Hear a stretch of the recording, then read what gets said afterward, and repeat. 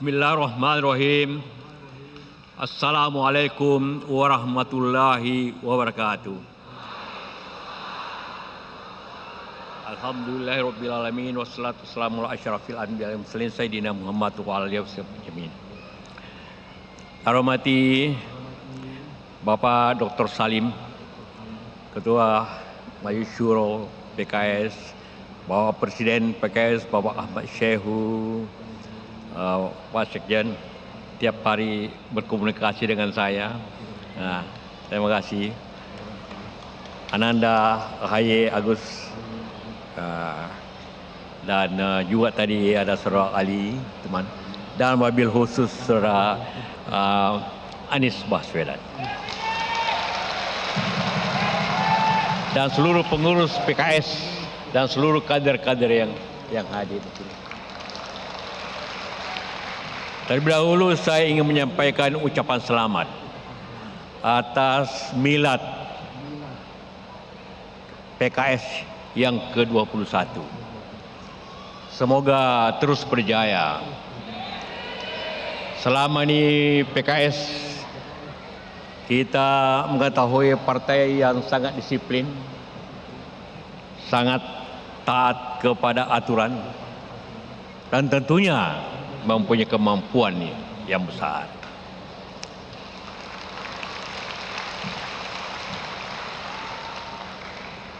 Di DPR ada 9 partai, kita tahu semua.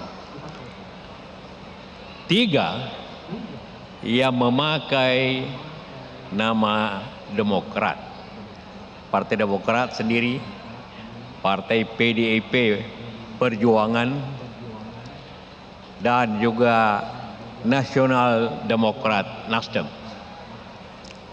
Dan yang lainnya ada Kebangkitan, ada Amanah, ada Persatuan, dan lain-lain. Karya tentu. Hanya PKS yang memakai nama Keadilan Sejahtera yang merupakan tujuan kemerdekaan yang tercantum dalam Undang-Undang Dasar Mukaddimah yang tidak bisa boleh dirubah, yang mengatakan bahwa tujuan kita merdeka adalah merdeka, bersatu, berdaulat, adil, dan makmur, sama dengan sejahtera. Kita sudah merdeka, kita sudah bersatu walaupun kadang-kadang konflik, kita sudah berdaulat. Yang harus terus dijaga di tingkatan ialah keadilan dan kesejahteraan. Karenalah nama itu penting, bukan hanya untuk dikenal, tapi merupakan falsafah hidup,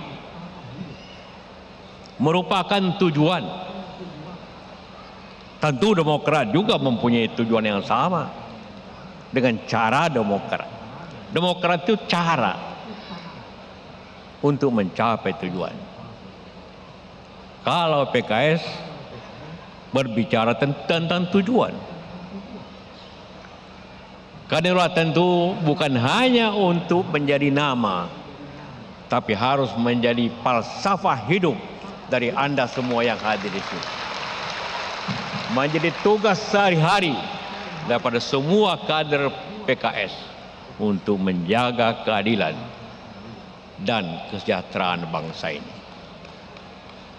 Selama kita merdeka, ada 15 kali konflik, mulai daripada Madiun, RMS, PRRI, Permesta, Tim-Tim, Poso, Ambon, Aceh, Kalimantan, dan sebagainya.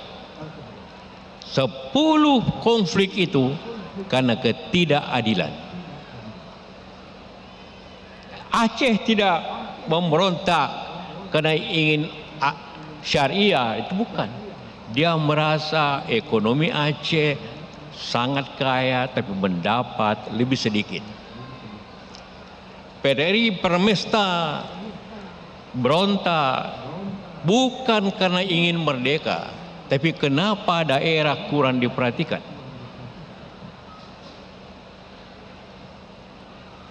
Itulah Ambon Poso bukan konflik agama awalnya, konflik tentang keadilan politik.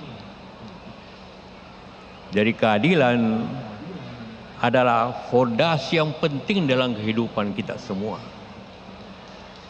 Kesejahteraan adalah selalu menjadi tujuan bangsa apa saja. Kita semua bertanggung jawab. Saya pernah Pres 2 kali, pernah jadi menteri. PKS pernah menjadi pemerintah bersama-sama tentu di bawah Pak SBY. Karena itulah kita bertanggung jawab ke negeri ini dengan yang sama dengan siapapun. Karena kita bertanggung jawab yang sama, maka kita mempunyai hak yang sama untuk memajukan negeri ini.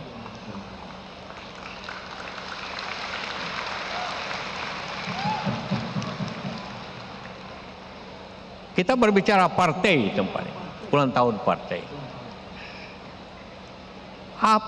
Kenapa partai didirikan?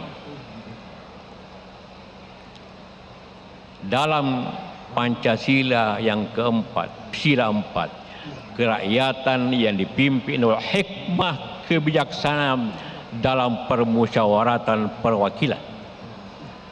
Artinya kita menuju bangsa ini dengan musyawarah perwakilan. Karena itulah perlu, tidak mungkin 270 juta berkumpul bersama. Karena itu ada perwakilannya. Dan perwakilannya itu adalah partai. Sehingga fungsi partai adalah sangat penting seperti disampaikan juga oleh Pak Salim, bahwa mewakili seluruh rakyat. Memang begitulah dimanapun. Sejarah partai di Indonesia tentu berubah sesuai zaman. Partai pertama didirikan Indonesia Partai yang didirikan oleh Dosdek bersama Pak Dr. Cipto Mangkukusumo, Pak Dewantoro. Kemudian Serikat Islam, kemudian PNI, juga PKI, ada partai-partai Katolik. Adalah fungsi waktu itu kesadaran berbangsa. Zaman Jepang Matsui berdiri sebagai wadah masyarakat Islam. Baik, pemirsa, kita sudah dengarkan tadi mengenai pesan kebangsaan yang disampaikan oleh Wakil Presiden ke-10 dan juga ke-12 Republik Indonesia, Yusuf Kala. Kang Ujang, Anda komentar mengenai kehadiran Wakil Presiden ke-10 dan ke-12 hari ini, Yusuf Kala yang menyampaikan pesan kebangsaan pada hari ini. Kang Ujang, singkat saja. Ya, saya titik poinnya mengamati terkait dengan persoalan keadilan ya yang disampaikan oleh Pak Yusuf Kala. Betul, saya dosen ya, pemberontakan di Republik ini bukan karena persoalan agama, lalu kepentingan suku, bukan, atau kepentingan pribadi, bukan. Tapi kepentingannya apa? Ya tadi ketidakadilan yang dilakukan oleh negara, oleh pemerintah. Oleh karena itu ke depan ya, Pak Anies Baswedan, Koalisi Perubahan, ya tadi kalau mendapatkan simpati publik, misalkan mendapatkan kekuasaan atau memenangkan pertarungan di Pilpres, maka keadilan sosial itu menjadi hal yang harus diutamakan juga, selain dari ekonomi yang sudah saya sampaikan tadi. Ini hal yang pokok yang harus kita jalan bersama-sama. Kalau kita ingin membangun persatuan, maka keadilan harus diutamakan. Juga sesuai dengan nilai yang ada di dalam Al-Quran, bahwa keadilan harus diprioritaskan dalam konteks membangun bangsa. Nah, ke depan kalau bangsa ini ingin maju, ya, ingin tidak terus berseteru, maka keadilan itu ya harus ditegakkan. Tidak memihak kepada kekuasaan, tetapi kita punya derajat yang sama, punya kesempatan yang sama untuk bisa tadi ya meraih kekuasaan secara fair gitu. Artinya secara terbuka, secara berkeadilan. Kita ini jangan terbiasa ya melakukan hal-hal yang begitu lawan politik dikerjai, tetapi temannya sendiri diamankan. kita harus terbiasa melakukan hal-hal yang objektif dan konstruktif dalam membangun bangsa. Nah ini sebenarnya momentum ya dari PKS, Demokrat dan Nasdem, termasuk Pak Anies, Pak Yusuf Kalla, pada milad PKS yang ke-21 ya. Ini menjadi momentum untuk tadi ya menjaga dan mengembangkan, menumbuhkan serta memperjuangkan nilai-nilai keadilan itu. Karena rakyat ini butuh keadilan. Jadi kalau rakyat itu ditinggalkan ya, ditindas gitu ya, diperlakukan tidak adil, maka jangan salah kalau rakyat nanti memberontak. Itu tidak kita ingin harapkan. Kita ingin membangun bangsa yang kuat, yang kokoh, maka keadilan harus diutamakan. Keadilan menjadi dasar ya dalam konteks kita membangun fondasi bernegara. Tanpa keadilan kita tidak akan bersatu. Gitu. Tanpa keadilan kita juga tidak akan mendapatkan kesejahteraan begitu. Oke, Kang Ujang, tapi makna kehadiran dari JK sendiri pada hari ini seperti apa sih menurut Anda? Saya sih melihat begini ya, Bang.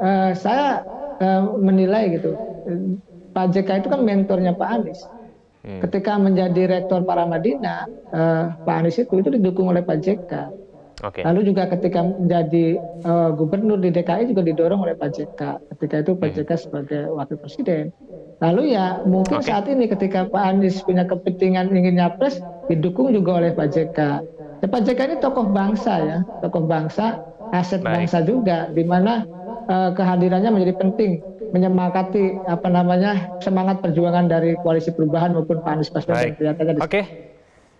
Kang Ujang, waktu kita sangat terbatas. Terima kasih Kang Ujang Komarudin telah bergabung bersama kami di live event pada sore hari ini.